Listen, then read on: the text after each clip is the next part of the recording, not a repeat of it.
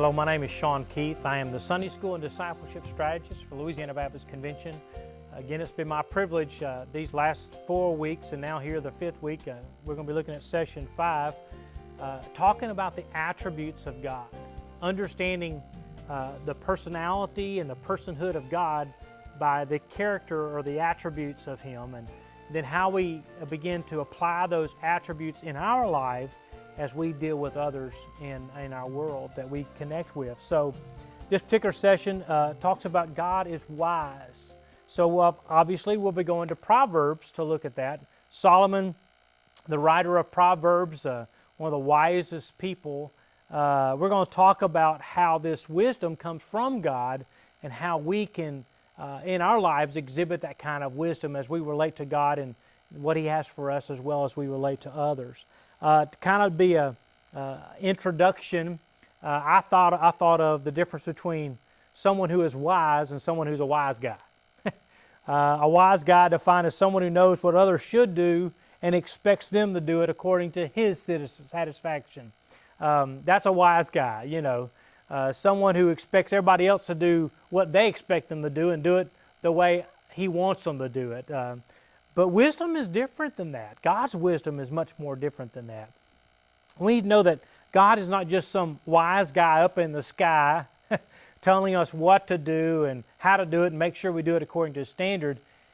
God's wisdom is about knowing what's right and doing the right thing because that's how He created us to be. Because we are made in His image, and in His image, God is a wise person. Someone who not only knows the right thing to do, but does so. Even no matter what happens, continues to do what is the right thing and trusting God to make sure it's going to happen accordingly. And that's the thing I think we need to understand is that we need to live wisely. Don't be a wise guy.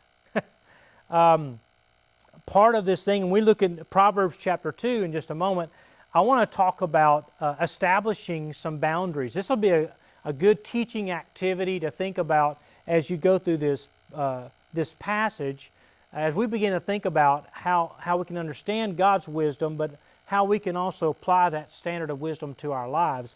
I think about boundaries. In my life, as a minister, there are boundaries my wife and I have placed in our lives that protect us. There's just some things we've already made the decision back in our past that we would do these things and try to live up to these expectations always. When I was young in ministry, one of the things I really appreciated about my wife was I just didn't pay attention. I mean, I worked with teenagers and I loved being around the teenagers and stuff like that, but sometimes the girls were a little flirty. And my wife was the one who kept helping me to understand that you have to be careful around those relationships. And in today's world, you need to be careful around everybody. Perception to some people is reality. We need to establish boundaries in our lives. We need to look at God's Word, understand His wisdom, how He has created us, and understand this, that we should reflect God's wisdom by not only knowing what the Bible teaches, but living accordingly and trusting God that He knows what's best. So let's look at our passage and let's talk about how I can further delineate what I've just talked about in boundaries. First, we want to talk about God is wisdom. In Proverbs chapter 2, verses 1 through 6, let's look at that.